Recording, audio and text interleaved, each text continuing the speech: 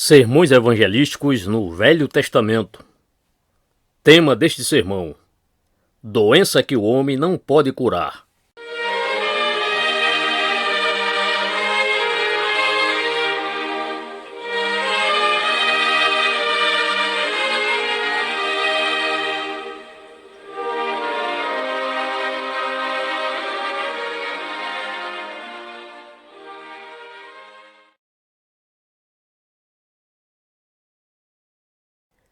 E Naamã, chefe do exército do rei da Síria, era um grande homem diante do seu senhor, e de muito respeito, porque por ele o Senhor dera livramento aos sírios. E era este varão homem valoroso, porém leproso. Segundo Reis, capítulo 5, verso 1. Este é o primeiro versículo de um capítulo que resista para nós a extraordinária história deste homem, Naamã, comandante do exército do rei da Síria. Chama a atenção de vocês para ele porque nos propicia uma ilustração verdadeiramente notável de um princípio ensinado em toda parte nas Escrituras e que é de vital importância no contexto de toda a salvação cristã. A mensagem deste livro é realmente apenas uma: 2 testamentos, um livro, uma mensagem. E o propósito da Bíblia é realmente tratar de um só assunto, qual seja o homem em sua relação com Deus. A Bíblia é o livro mais prático do mundo. Há tolos que se dizem tão práticos que não têm tempo para ler a Bíblia ou para ouvir sermões baseados na Bíblia. Queremos ir avante com a vida, dizem eles. Bem, a Bíblia certamente nos habilitará a ir avante com a vida.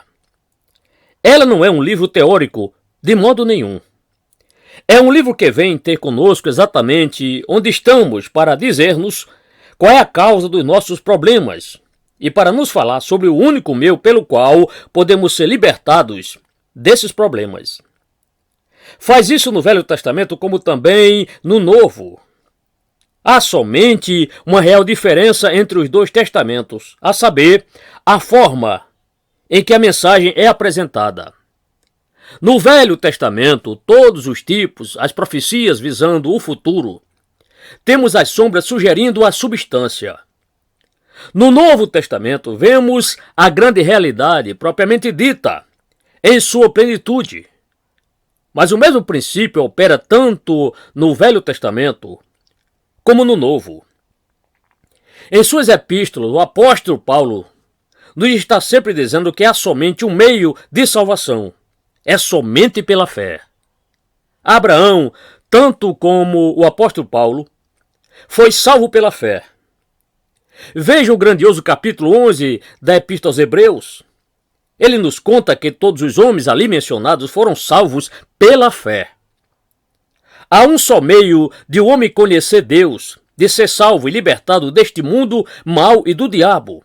E esse meio é a fé. E vocês encontram isso em toda parte no Velho Testamento, em grandes personagens tais como Abel e Abraão, Isaac, Jacó, Moisés, Davi e os profetas. A mesma salvação no Velho Testamento como no Novo. De maneira muito interessante, vocês veem também pessoas tropeçando nesta mensagem tanto no Velho Testamento como no Novo. E este homem, Naamã, é uma grande ilustração concernente a esse fato. Portanto, quando considerarmos este homem, estaremos examinando de modo pictórico e dramático, costumeiro no Velho Testamento, os mesmíssimos princípios ensinados mais claramente no Novo Testamento. Estou fazendo isso deliberadamente porque uma ilustração nos ajuda a todos. Durante algumas noites de domingo, temos nos concentrado na doutrina, no ensino, nos princípios. Pode ser que agora algumas pessoas recebam ajuda se virmos tudo aquilo num caso e exemplo concreto.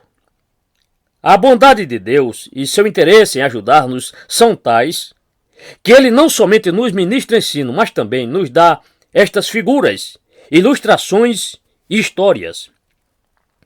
É bom então que examinemos esta grande questão nos termos da figura e do retrato deste homem, Naamã, o sírio. A primeira coisa que obtemos desta passagem é que o pecado é algo que estraga a vida.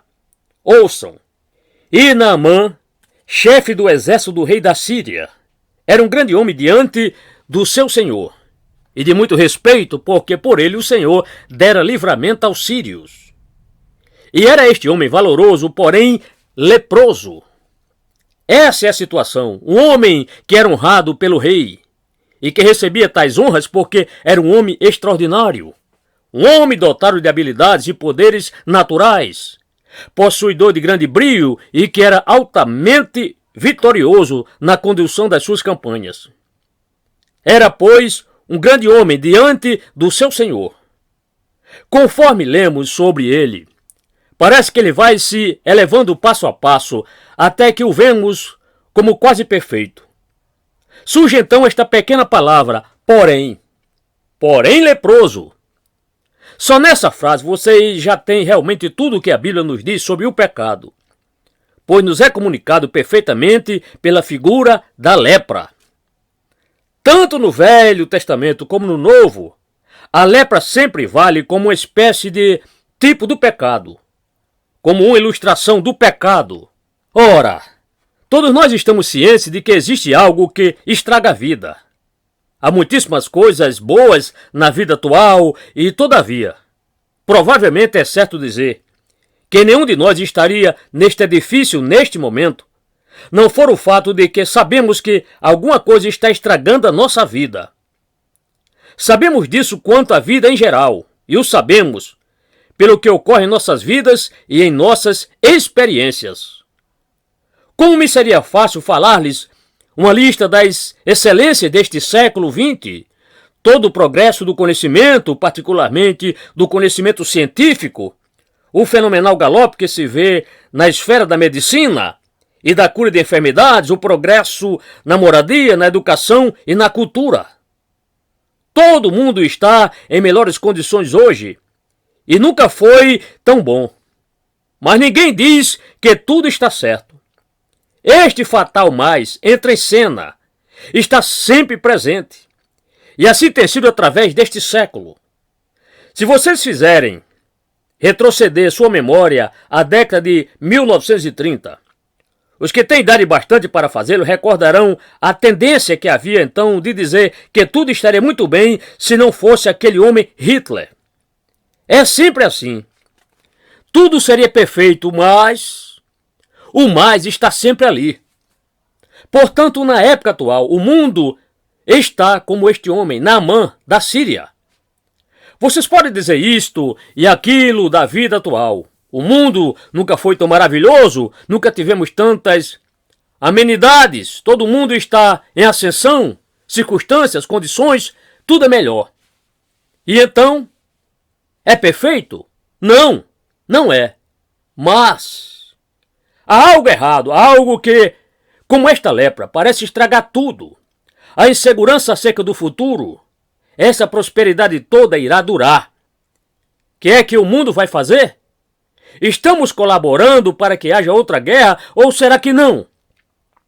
Justamente quando pensamos que tudo parece perfeito, entra este mas.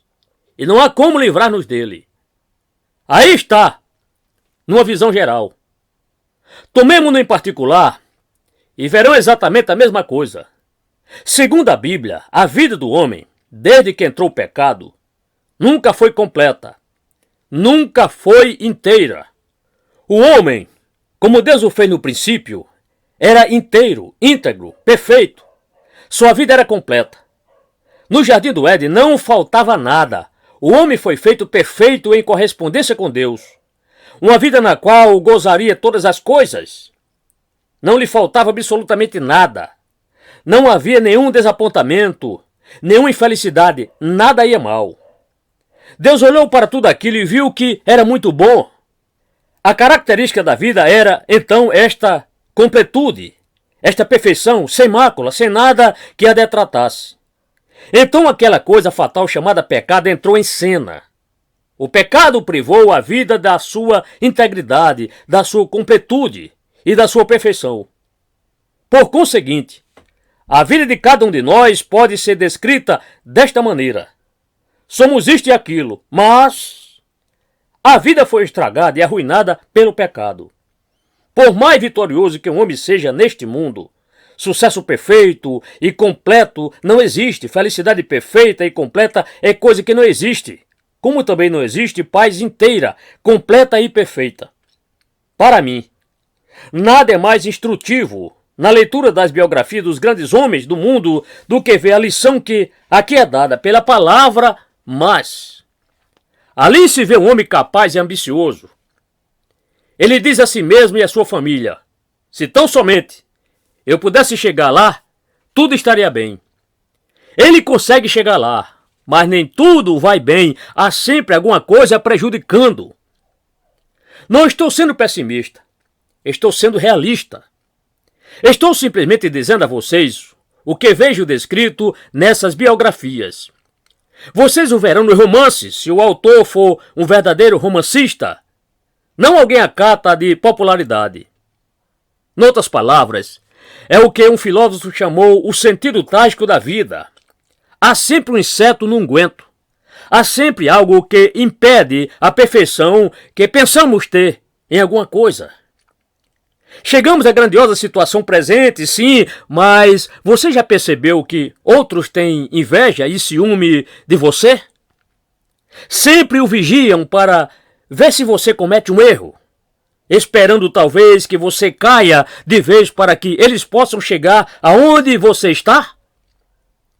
Eles não ficariam desapontados ou tristes se você ficasse doente e tivesse que se afastar ou se aposentar. Você sabe disso tudo, e isso estraga tudo. O poeta expressou este ponto para nós nestes termos: inquieta pousa a cabeça em que repousa a coroa. Tal pessoa pousa inquieta porque sabe que outra pessoa gostaria de ter essa coroa e tem um punhal em algum lugar. Ali está ele, tem a coroa, chegou ao apogeu e contudo surge este mas. Há sempre alguma coisa errada. A Bíblia está repleta disso. No livro de Esther vê-se Amã, o grande favorito do rei Assuero. Amã ocupava posição exaltada, tinha tudo e se achava tão grande que nada poderia prejudicá-lo. E por isso divulgou que onde quer que passasse pelas ruas, todos teriam que curvar-se diante dele. Todo mundo fez isso, menos um homem, Mardoqueu. E porque agiu assim, Amã se sentiu despojado de tudo. Amã voltou para casa e se queixou a sua mulher. Sentia-se miserável e infeliz. Este homem, que recebera honras do rei, tinha sido colocado na posição mais alta que podia publicar um edito e fazê-lo cumprir, virtualmente revestido do poder de um rei, com todo mundo a inclinar-se perante ele. Mas havia um homem que não quis fazer isso e estragou a coisa toda. Quando sua mulher lhe perguntou: que há com você? Ele respondeu: é Mardoqueu. Ele não quer curvar-se diante de mim.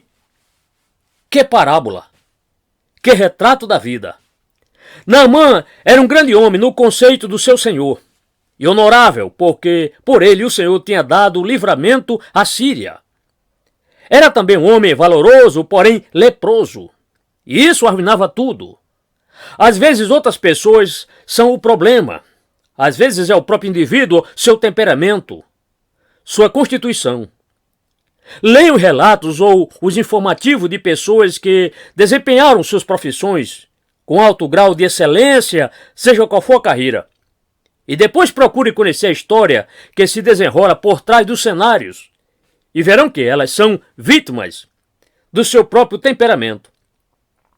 Vocês veem grandes atores e exclamam: maravilhosos! Se vocês soubessem pelo que eles passaram antes de apresentar-se, ou mesmo durante a sua apresentação, e o que aconteceu depois, vocês mal acreditariam. Algum problema de constituição pessoal, nervos, tensão, etc. Seu sucesso parece limitado e quase perfeito, mas se vocês realmente procurarem conhecer a pessoa, encontrarão esta lepra, esta chaga supurada. Ou às vezes pode ser um homem na família. Quantas vezes a respeito dessa esfera ouvimos dizer, se tão somente. Se tão somente. Sempre há algo que estraga tudo. Este é o grande problema da vida. Esta é realmente a explicação da ocorrência de tantos divórcios. Um homem diz, tenho feito isto e aquilo, mas sou desafortunado, cometi um erro. Minha esposa parece que não entende, não consegue continuar vivendo comigo se tão somente. É este mais a lepra fatal que sempre insiste em meter-se e em estragar a vida.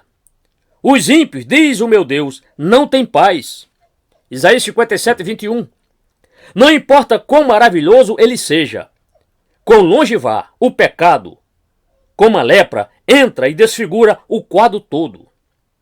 Mas o pecado não é apenas algo que diminui a felicidade, é algo que nos faz positivamente infelizes. Siga a vida de pecado, o modo de ser do mundo, e você experimentará infelicidade e aflição. Não há como evitá-lo. O remorso virá forçosamente. Você causará a dor a si próprio e a outros. O pecado traz infelicidade positiva. O problema deste homem, Naamã, não foi somente que a sua condição sofreu diminuição em tudo o que ele tinha. Ela positivamente o tornou infeliz. Onde quer que haja pecado, há tristeza e dor. A silente música da humanidade, a dorida sensibilidade da vida, o sentimento trágico da vida. A que se deve isso tudo? A Bíblia declara que se deve ao pecado, que nunca houve o propósito de que a vida fosse assim, mas o pecado sempre redunda em problemas. Examine depois o assunto desta maneira: a feiura e o caráter repulsivo do pecado. Lepra, coisa terrível, revoltante, horrível. E era disso que este homem sofria. O pecado é feio, o pecado é sujo. Veja-no como ele realmente é. Não apenas leia um jornal, considere as coisas descritas. A desonestidade, o fingimento, o embuste, a astúcia, a reserva, todas as coisas às quais o pecado se inclina. Pense em todas as coisas nas quais o pecado pisa. Haveria alguma coisa que seja tão feia, tão repulsiva e tão torpe como o pecado? Todos nós falamos sobre os problemas modernos e os lamentamos, porém a questão é: a que se devem? E a resposta é esta: devem-se a esta lepra do pecado. Além disso, o pecado, como a lepra, não faz acepção de pessoas. Naamã era um grande homem no conceito do seu Senhor, um homem de grande bravura, um homem de grande sucesso, mas era leproso. Não importa quem somos ou o que somos, o pecado é o problema universal. Leiam as biografias dos reis e rainhas, dos capitães e dos primeiros ministros. Leiam os relatos sobre os homens em seu melhor nível. Em todas as áreas da vida, sempre verão isso.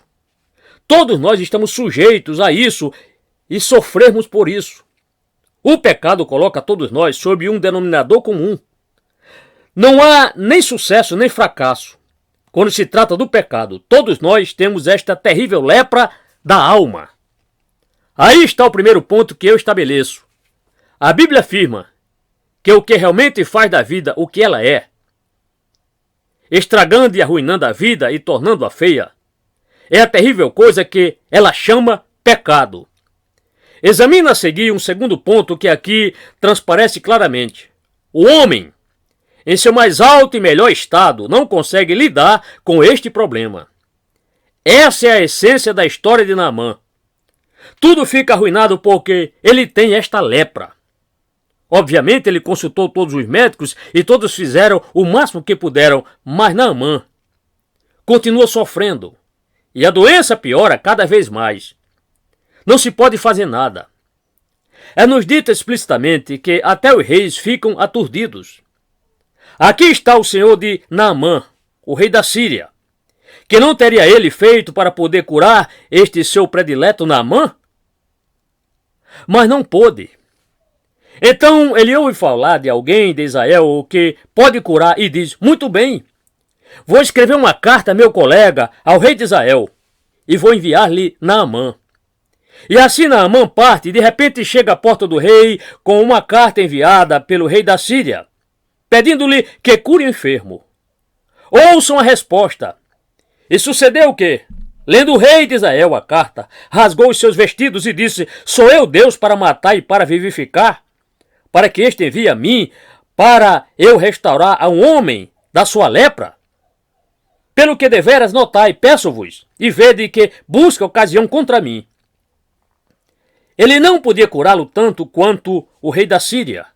Ambos não tinham do que se valer. Todos os seus mágicos, todos os seus médicos, todos os seus grandes homens e eles próprios, nenhum deles pôde fazer coisa alguma com relação ao problema. Vocês veem? Este é o epítome da história geral da civilização para vocês. Essa é a história da raça humana através dos séculos e através de toda a história conhecida. Que é que você quer dizer? Alguém pergunta. O que eu quero dizer é que desde o alvorecer da história o homem tem tido consciência deste problema em sua vida em particular, como também em geral, e tem procurado lidar com ele. Essa é a história de todo o pensamento, de toda a pesquisa e de toda a sondagem dos mistérios. O homem tentando achar uma cura, tentando livrar-se desse mal. Essa é a história da civilização. Mas esta nunca foi mais verdadeira do que na presente hora. Veja o mundo atual precisamente na situação retratada aqui. Eis aí Naamã, leproso. Isso somos todos nós. Isso é a sociedade. Isso é cada um de nós por natureza. E o mundo tenta livrar-se da lepra, do pecado e falha completamente. Como é que o mundo tenta livrar-se disso?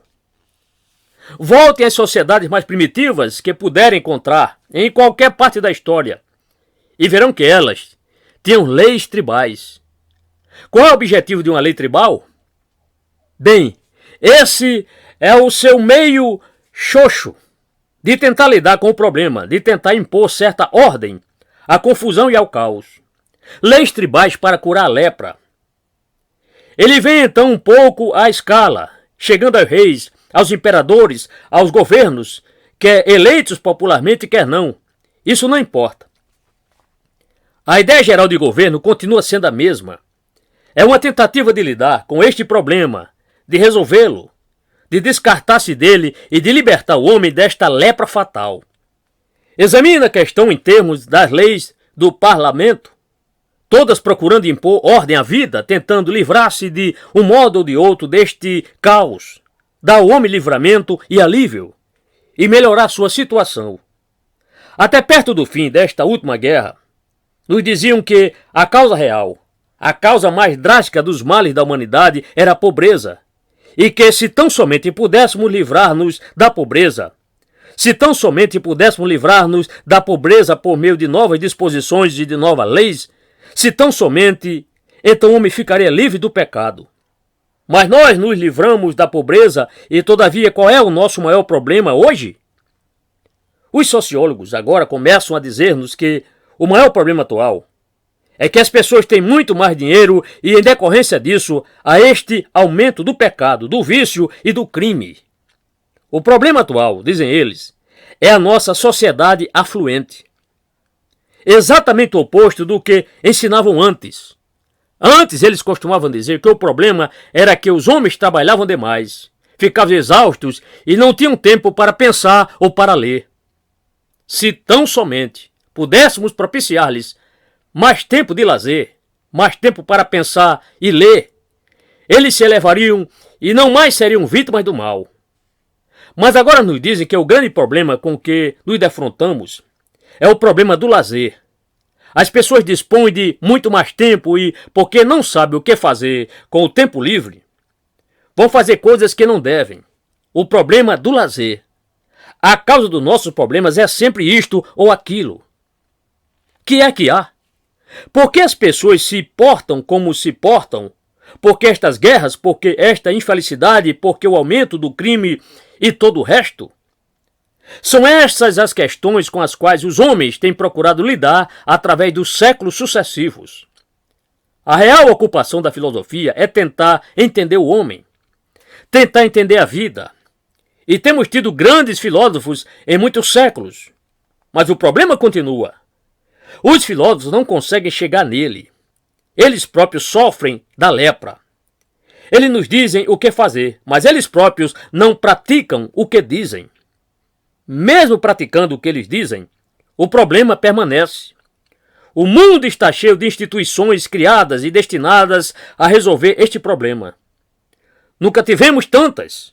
O mundo nunca esteve tão ocupado em tentar tratar de si mesmo como neste momento. Vocês conhecem tais instituições? Conselhos de orientação matrimonial, a psicologia introduzida nas escolas, no lar, nas prisões e assim por diante. Mas o problema não somente persiste, está ficando cada vez mais evidente e mais óbvio. Tudo isso nada mais é que a velha figura de Naamã, o leproso que ninguém podia curar. O mundo em que eu e vocês estamos neste momento está desesperadamente enfermo. A lepra está aí, de cara para nós. Examinem todas as leis do nosso parlamento durante o transcurso do último século. O homem nunca promulgou tão boa legislação como o fez nos últimos 100 anos, a contar de 1960. E não estou aqui para criticar isso.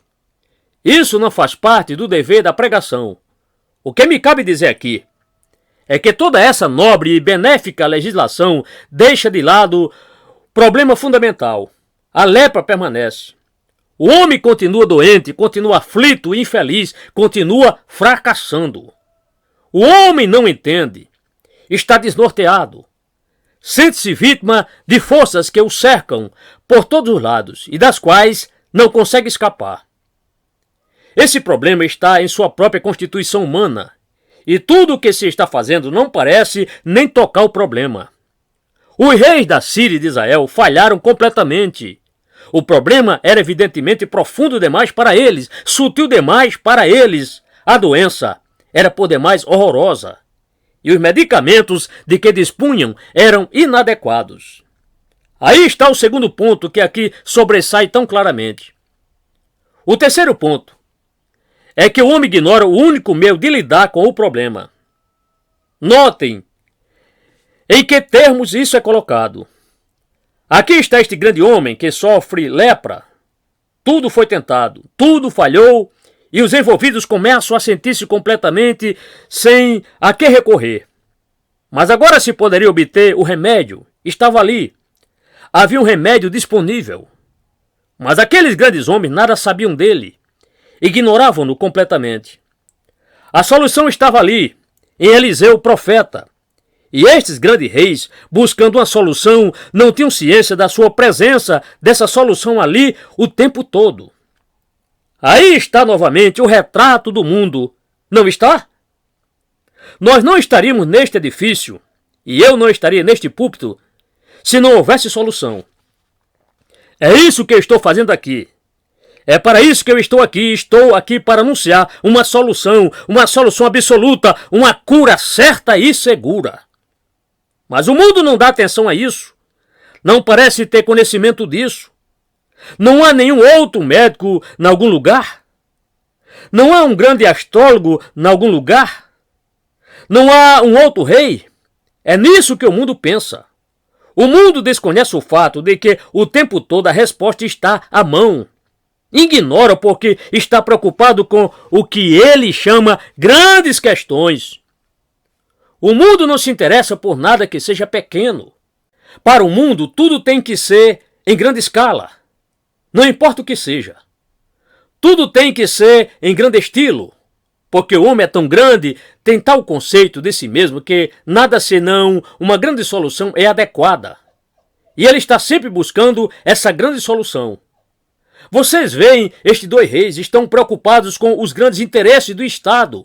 Pensam em termos de grandes exércitos e de grandes conquistas. Acontece que uma serva, menina ainda, foi capturada numa escaramuça com Israel. Porém, o rei nada sabe sobre uma jovem serva. Como podia saber? A simples ideia é ridícula.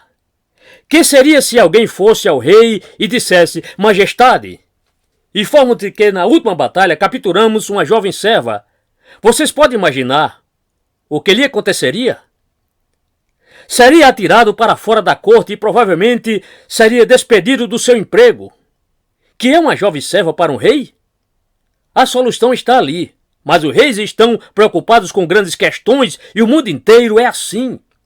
O mundo passa o tempo nomeando comissões reais, instituindo leis no parlamento, sondando as profundezas de algum grande filósofo, de alguma descoberta maravilhosa da ciência.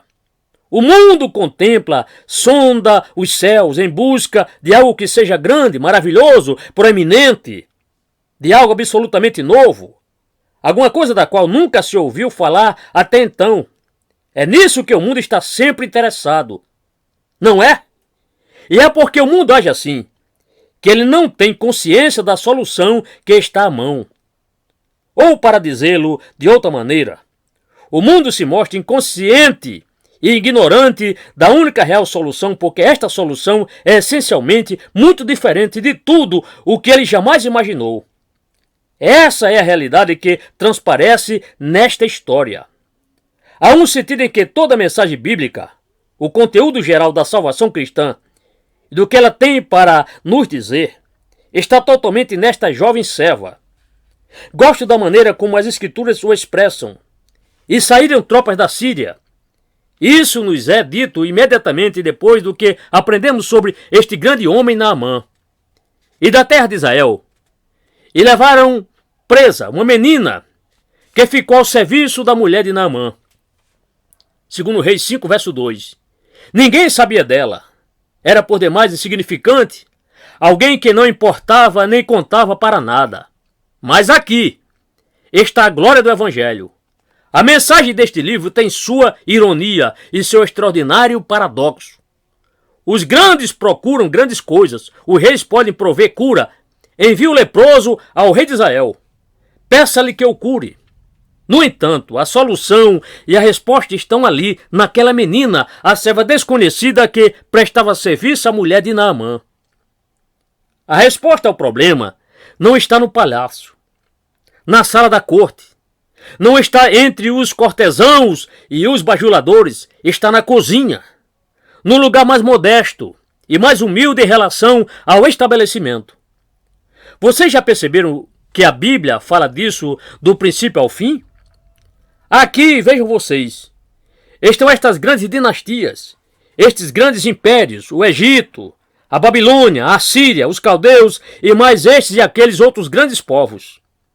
Aí estão os grandes reis, os capitães, os astrólogos e os magos. É por essas coisas e por essas pessoas que a história secular se interessa. Mas a verdadeira chave da história do mundo acha-se num pequeno país chamado Palestina, numa pequena faixa de terra diminuta e insignificante em comparação com os grandes e amplos impérios. Este pequeno país figura por toda parte neste livro. Está sempre trazendo solução, pondo tudo de pernas para o ar e dando a resposta procurada pelos grandes e pelos poderosos. Esse é o método de Deus. Ele escolheu a menor das nações.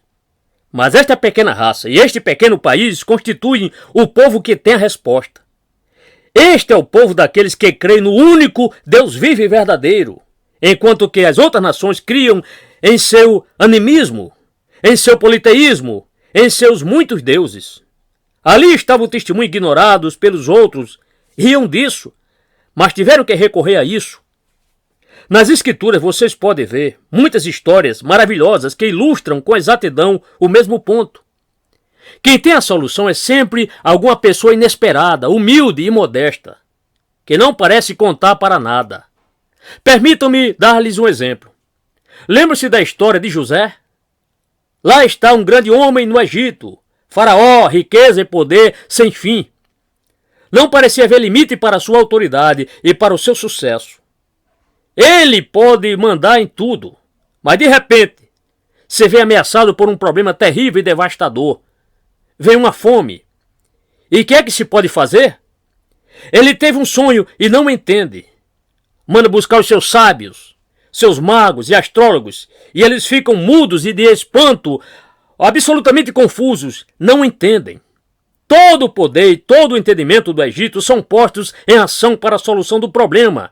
Comissão após comissão são constituídas. Todas as sutilezas da ciência e da arte, e tudo se pode apresentar. Tudo e todos dão atenção ao problema. Nenhum deles tem a resposta. De onde vem a resposta? Vem de um prisioneiro encarcerado. Quem é ele? É um sujeito que foi vendido a escravocratas por alguns mercadores viajantes. Ele nunca esteve na corte. Não conhecia Faraó, o rei, mas José é trazido da prisão para dar a Faraó a fiel interpretação do seu sonho. E por intermédio deste desconhecido, vem ao Egito a libertação da fome. Gênesis capítulo 41. A mesma verdade é igualmente clara na história de Davi e Golias. Ali está um colosso percorrendo a largos passos o território. Todo mundo temendo e tremendo como vara verde. Que homem poderá derrotar Golias? Nenhum grande capitão do exército, mas um pequeno e jovem pastor chamado Davi. Ele nem consegue mover-se com a armadura que lhe foi dada, nem tampouco manejar a espada, mas pode usar uma funda e uma pedra, e isso basta. Essa é a mensagem da Bíblia. O mundo desconhece a resposta, mas a resposta aí está o tempo todo. O homem procura grandes coisas, Deus age do modo acima exposto. Você vê isso em seu ápice no Senhor Jesus Cristo, o Filho de Deus. Onde você vê isso nele? Alguém pergunta. Permitam-me que lhe diga.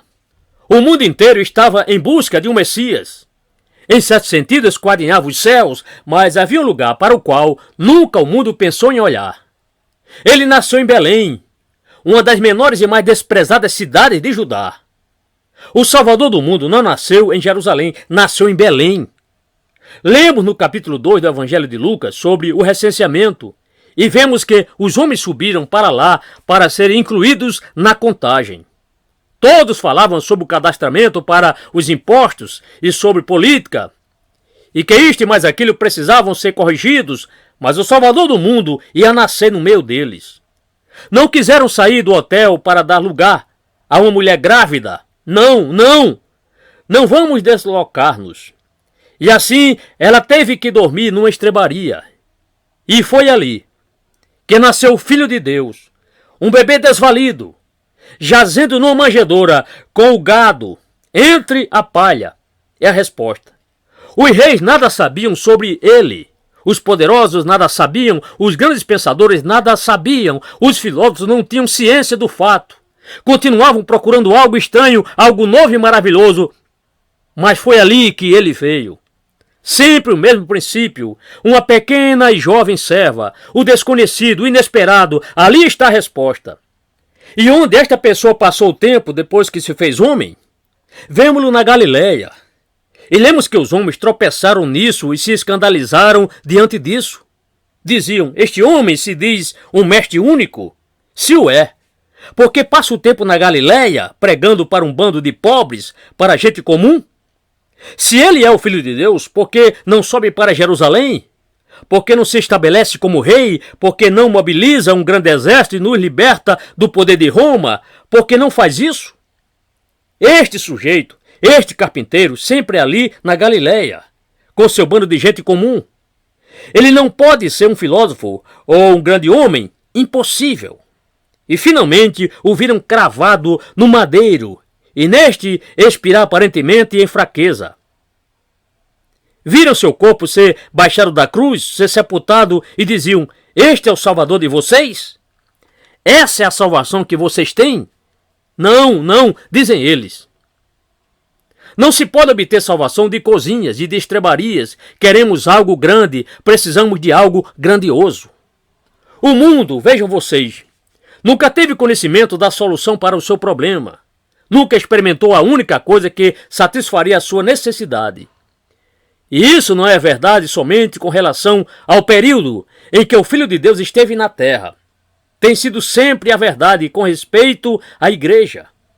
Examina a igreja como era no princípio. Um punhado de homens comuns, trabalhadores, pescadores. Ele deixa eles o seu reino. E o mundo não sabe disso. Mas o mundo logo começou a prestar atenção neles porque eles começaram a transtorná-lo. E naqueles séculos, em que o grande Império Romano cambaleava sob os ataques dos godos, dos vândalos e dos bárbaros, e tudo estava ficando perdido, foi a igreja cristã que preservou o que foi preservado da civilização e da verdade. Coisa da cozinha outra vez, não dos vultos do palácio imperial, mas dos que viviam nas catacumbas, a solução que os imperadores não conheciam e não conseguiam ver. E assim tem continuado através dos séculos sucessivos. A solução sempre está ali.